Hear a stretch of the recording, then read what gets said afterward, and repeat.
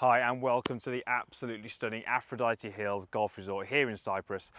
My name is Chris Ryan and today we're talking about what might be happening to cause you to swing the club too long in the backswing, and that is ultimately going to impact the contact with the golf ball, and those golfers often find they're less consistent than they would like to be. So we're talking really about how we use this right arm and this right shoulder in the backswing and what we can try and do in order to try and control the length of the golf swing.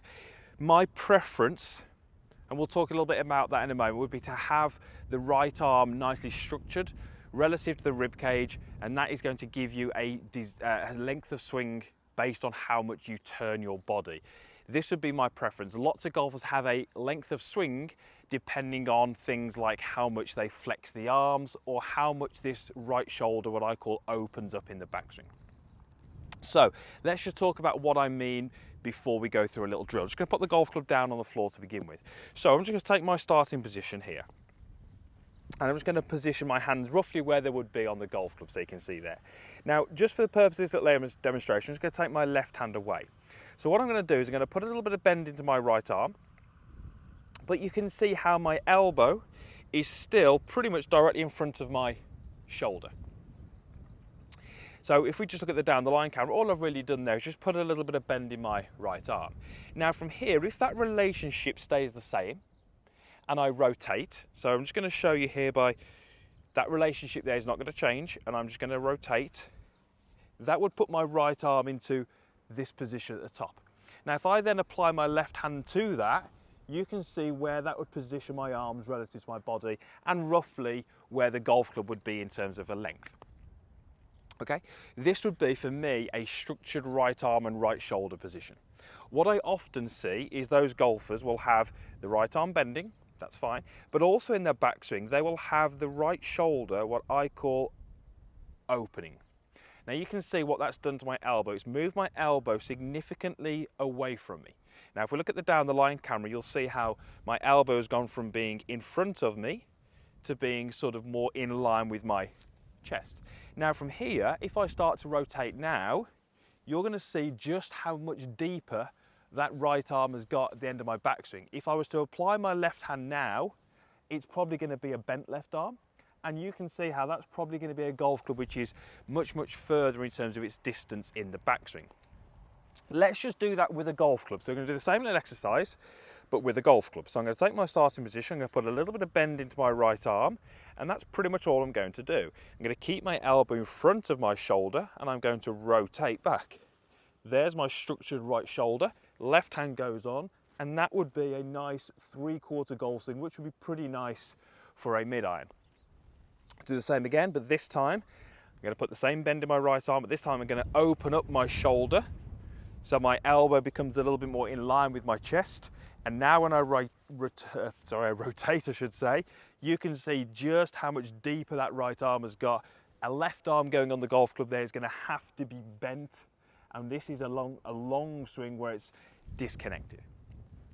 So the length of the golf swing I often see being a result of what the right arm is doing relative to the chest or the rib cage. If I can keep my right arm, or my elbow should say, opposite the shoulder, more in front of my rib cage, I'm going to get a nice 3/4 shorter, more desirable position at the top of my golf swing.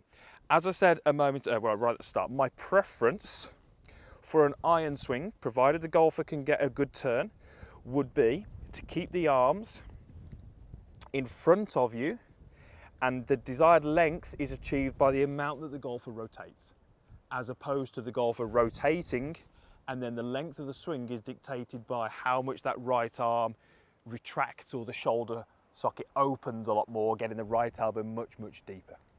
So why would I like to do this? Well, the more that I get my right arm opening up, and as I get to the top my elbow gets much deeper, the harder it's going to be for me to sync up my downswing. I'm going to find it very difficult to get my arms and my body synced up into a delivery position from where I can release through and hopefully hit those golf balls.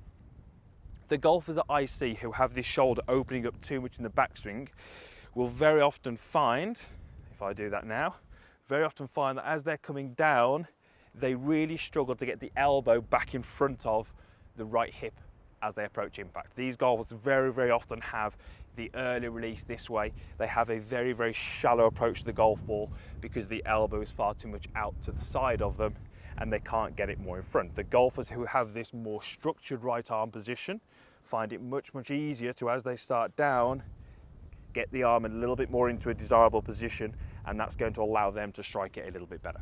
So here's what I'd like you to do as a little drill. We can do this very similar to what I did at the start. We take a starting position and we can just set the arm up this way, okay? And then all I'm going to get you to do is just to rotate back and feel just how short that is in the arm swing. This would be a short arm swing with a big turn. This would be what I'd like you to focus on. We can create, as I said, the length that we want in the golf swing by how much we rotate and how much we pivot, as opposed to how much we cause these arms to go across you. So, rehearsal, right arm into here, left arm goes on, and we rotate up, and I get that nice structured position with my elbow a little bit more in front of me, but big turn, and from there we can go through. So as with all of the golf swing drills that I sort of work with people, I'd like golfers to be able to understand and replicate the desired moves before they try it with a golf club. So doing it without the golf club first, for me, is a fantastic way for you to kind of get your head around it, start to think a little bit more deeper as to what does that feel like I've got to do to achieve that? Does that feel different in my arm? Does it feel different in my pivot? Whatever it may be. So the drills initially without the golf club are fantastic to try and build some ideas, some concepts and some feels. We can then start to introduce the golf club. So let's go ahead and hit one. I'm going to try and make a big turn with a short arm swing, and we should see a nice 3/4 length of golf swing with this 6-iron.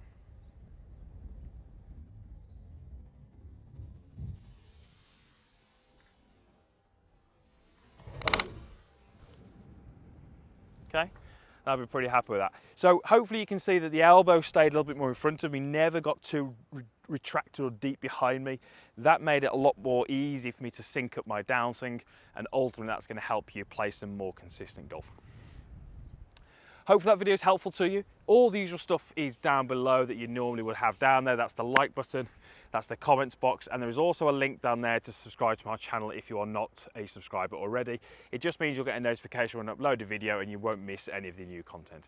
Thank you again to Aphrodite Hills for having me over for a few days, and a big thanks to Golf Breaks for arranging it as well. Much, much appreciated, and hopefully we'll see you back here again soon.